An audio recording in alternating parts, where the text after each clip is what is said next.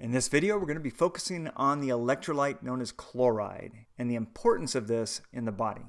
Chloride is the most abundant anion in the extracellular fluid. Normal serum chloride concentrations are between 97 and 107 milliequivalents per liter. What's the functions of chloride? Well, they're very similar with sodium.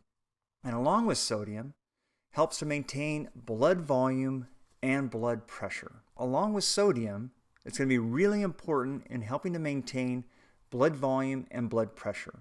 The levels of chloride are closely tied with sodium and helps to maintain that extracellular fluid osmolality or osmotic pressure.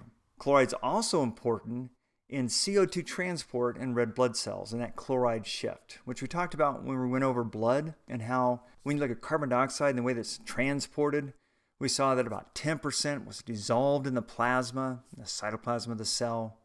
Around 20% was bound to hemoglobin to form carbaminohemoglobin.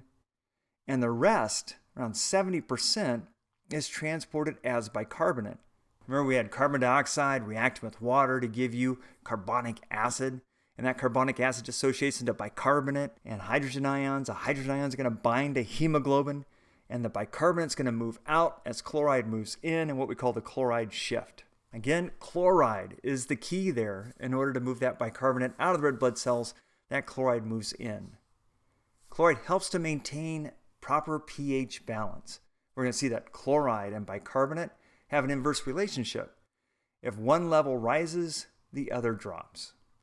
We look at chloride balance disorders. We have hyperkalemia, which has higher than normal chloride levels, and hypokalemia, which has lower than normal chloride levels. Here we're going to focus on hyperkalemia.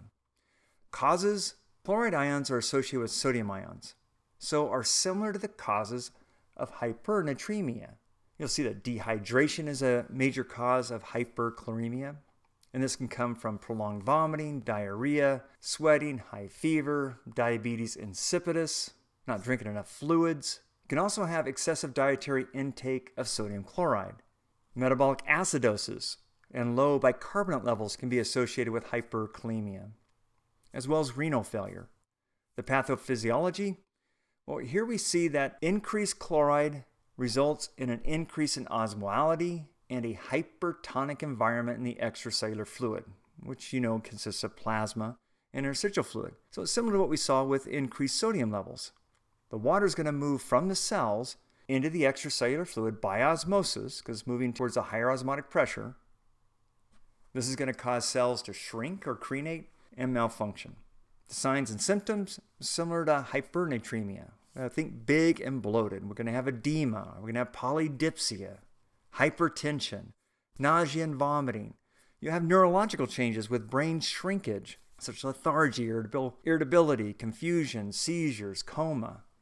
In hypochloremia, this is the lower than normal serum chloride levels. A cause? Well, chloride ions are associated with sodium ions, so are similar to the causes of hyponatremia.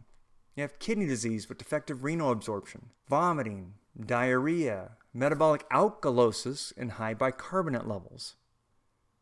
Excessive use of thiazide and loop diuretics. The pathophysiology, well, you have decreased chloride ions is going to result in a hypotonic environment in the extracellular fluid. Water is going to move from the extracellular fluid into the cells by osmosis, and that's going to result in cellular edema or swelling of the cells, which will result in cellular malfunction.